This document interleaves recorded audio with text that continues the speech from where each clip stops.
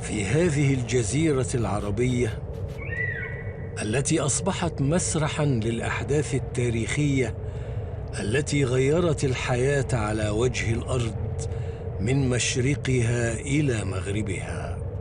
فقد هيأ الله مكة من قديم الزمان لتكون مهداً لبعثة النبي المختار محمد بن عبد الله. كان ذلك عندما رحل إليها إبراهيم عليه السلام بزوجه هاجر وابنه إسماعيل، وكانت وقتها صحراء جرداء لا أنيس فيها ولا ماء. هنا بدأت الحياة في مكة بإبراهيم الخليل أبي الأنبياء، الذي جاء ليغرس التوحيد في مكة ليعم نوره في الجزيرة العربية كلها. وختمت ببعثة محمد صلى الله عليه وسلم. قد يبدو الأمر صعباً وقاسياً على نفس الشيخ الكبير الذي رزق بإسماعيل على كبر، ويمتحن فيه بأن يضعه وأمه في هذا المكان الموحش الذي لا ماء فيه ولا طعام. لكنها حكمة الله البالغة، فقد كان الأمر في ظاهره المشقة وفي باطنه كثير من الرحمات والخيرات.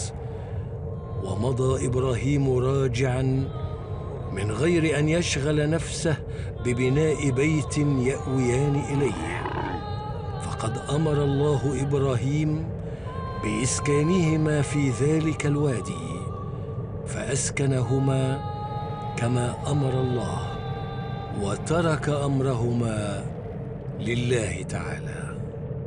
وعندما هم إبراهيم بالرجوع تبعته أم إسماعيل ونادته من ورائه. قالت هاجر: يا إبراهيم، إلى من تكلنا؟ قال إبراهيم: إلى الله. قالت هاجر: رضيت. قالت: أالله أمرك بهذا؟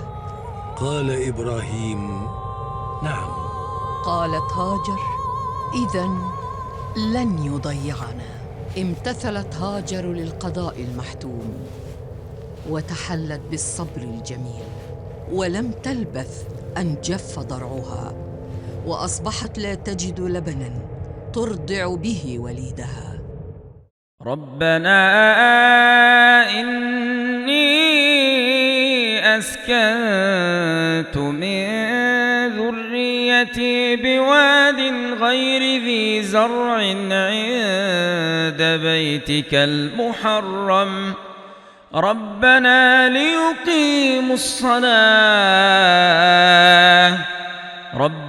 ليقيموا الصلاة فاجعل أفئدة من الناس تهوي إليهم وارزقهم من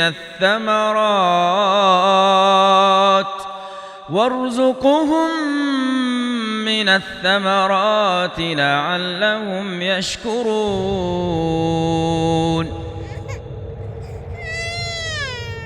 وأخذ الطفل ينتحب ويصرخ، وأمه تتقطع نفسها حسرات عليه، فتركته مكانه وصارت هائمة على وجهها تعدو وتهرول بين جبلي الصفا والمروة. وهكذا بقيت تتردد بين الصفا والمروة حتى أتمت 7. ولقد أصبح بعد ذلك هذا السعي الذي ابتدأته هاجر معلماً من معالم الحج. وهنا في هذه اللحظة البائسة أدركتها رحمة الله عز وجل الرحيم بكل شيء والذي لا يضيع عباده، وأخرج لها الماء من تحت أقدام وليدها، فقد أرسل لها جبريل عليه السلام ليضرب بعقبيه وجناحه الأرض، وانفجرت زمزم وقال: لا تخافي الضيعة، وبشرها بأن هذا الغلام سيبني مع أبيه بيت الله، وأن الله لا يضيع أهله. فظهرت حكمة الله في هذا البلاء. ولقد أتم الله على إسماعيل وأمه النعمة، فساق إليهما من يسكن معهما في ديارهما ويأنسان به.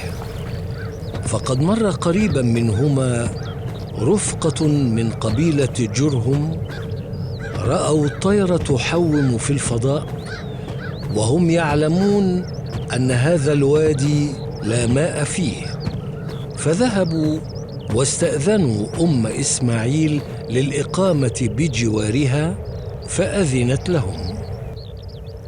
وشب إسماعيل عليه السلام فيهم، وتعلم العربية وتزوج منهم.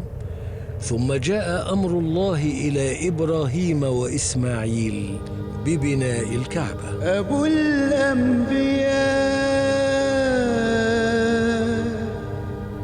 بنى كعبة، رفع قواعدها علاها، غرس فيها بذور توحيد، رواها نبينا ورعاها.